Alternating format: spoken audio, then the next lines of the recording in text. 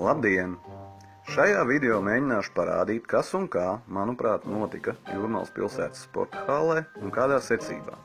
Uzsveru, ka tas ir mans subjektīvais redzējums par to, kas notika, un nevar tikt uzskatīts par ekspertu viedokli vai absolūto patiesību. Cita lieta, neviens no ekspertiem šādu notikušā versiju principā nav apšaubījis. Tātad, visas problēmas sākās ar vienu nokritušu skrūvi, lūk šajā vietā. Tā nav nesošo konstrukciju skrūve, bet gan kāda palīga skrūve. Taču kaut kas to ir izkustinājis. Manuprāt, šī līmētā koka sija, gaisa mitruma un temperatūras izmaiņu rezultātā sāka deformēties. Jāpiezīmē, ka šīs kustības tiešām notika laika apstākļu maiņas brīdis. Likumsakarīgi, sija sāka nostiept metāla kvadrāta cauruli, kura visā garumā vairākās vietās ir sastiķēta ar savienojumiem. Slodzes noteikti tur ir lielas, tādēļ kvadrāta caurule faktiski tika nostiepta kā stīga. Tādēļ arī vairs nav iespējams izkustināt savienojumu skrūves. Lai arī tās atbilst visām prasībām, šajā gadījumā tās ir pakļauts iedarbībai uz cirkli. Koka sijai taisnojoties vai deformējoties, tā aiz šīm trosēm vilka līdzi lampu stiprinājuma renes, kuras attiecīgi atduroties pret kvadrāta cauruli, zem kuras ir stiprināts, uzlocījās uz augšu.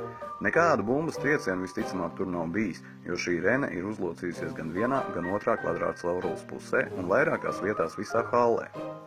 Tad uzkrita pirmais sniegs, un sija kopā ar jumtu mazliet nosēdās, atbrīvojot arī nostieptās troses, kurās ir iesietas gaismas renes.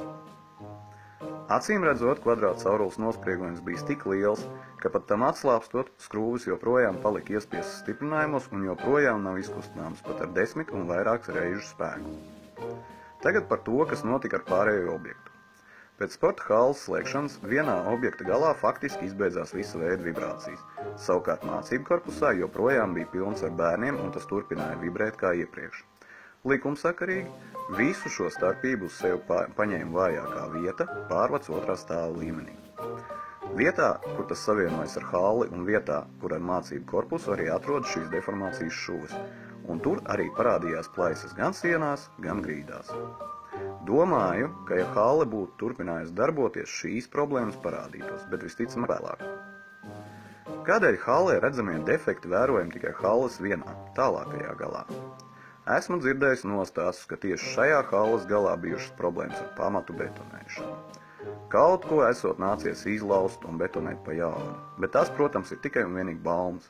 Tāpat kā tas, ka kvadrāta caurulē pēc projekta esot bijis jābūt cilindriskai un monolītai, un sijai nav bijis jābūt no Lietuvā līmētas egles, bet no kaut kur Kanādā audzētas kļavas. Tā tik ļoti nepakļaujas atmosfēras iedarbībai. Taču pat ja tā, visas izmaiņas esot saskaņots un atbilstība apstiprināta. Kā saka, ar papīriem viss kārtībā. Vēlreiz gribētu atgādināt, ka šīs ir mans subjektīvais viedoklis un nevar tikt uzskatīts par ekspertu viedokli, bet domāju, ka sabiedrībai ir tiesības uzzināt arī to.